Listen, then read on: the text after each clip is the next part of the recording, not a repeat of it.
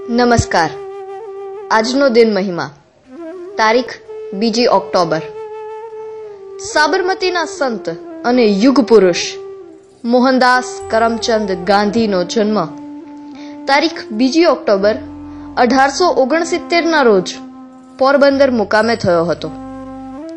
વિદ્યાર્થી તરીકે તદ્દન સામાન્ય અને યુવાન થયા ત્યાં સુધીમાં કેટલીક અક્ષમ્ય ભૂલો પણ કરી બેઠા, પરંતુ ભૂલનું પુનરાવર્તન ન થાય એ માટે ભારે જાગૃત. વિદેશમાં જઈ બેરિસ્ટરની પદવી પ્રાપ્ત કરી.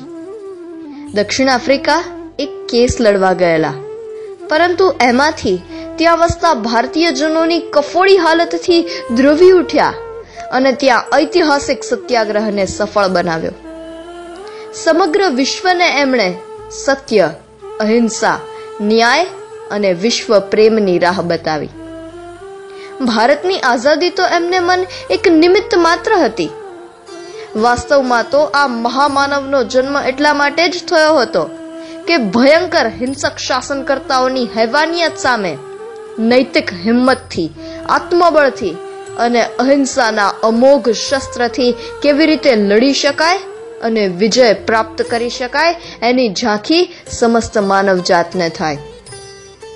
દાંડીકૂચ યાત્રા કરનાર આ માનવીમાં એવી તો કઈ દૈવી શક્તિ હતી કે જેના અહિંસક સત્યાગ્રહ આગળ અંગ્રેજ સરકારના તમામ શસ્ત્રો બૂઠા થઈ ગયા. એ વિશે કદાચ ભવિષ્યની પેઢી તો વિસ્મય જ પામવાની. ઈસવીસન 1948માં પૂજ્ય બાપુની આકસ્મિક ચીર વિદાયથી સ્વતંત્રતાના ઉજળા પ્રકાશ પર શોકના ઘેરા વાદળા છવાઈ ગયા. એમનું જીવન એમની પ્રતિભાનું કાવ્ય હતું, તો એમનું મૃત્યુ એમની પ્રતિભાનું महाकाव्य बनी गયું.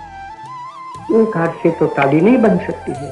मुझको सब हाथ मिले तब बड़ी ताली में बजा सकता हूँ और तब मैं सारी दुनिया को हंसा सकता हूँ. और पीछे दुनिया क्या कहेगी कि अगर कोई मुल्क को आज़ाद होना चाहिए वो तो हिंदुस्तान इस आज़ादी का के लिए मुल्क है. और मेरी तो तमन्ना ये है, मेरी तो आशा ये है, ईश्वर से प्रार्थना ये है कि हिंदुस्तान ऐसा बने कि जिससे सारी दुनिया कहे कि अगर आज़ाद बनना है तो हिंदुस्तान के जैसे आज़ाद बनो. ऐसा करने में आप लोग बहुत बड़ा हिस्सा ले सकते हैं.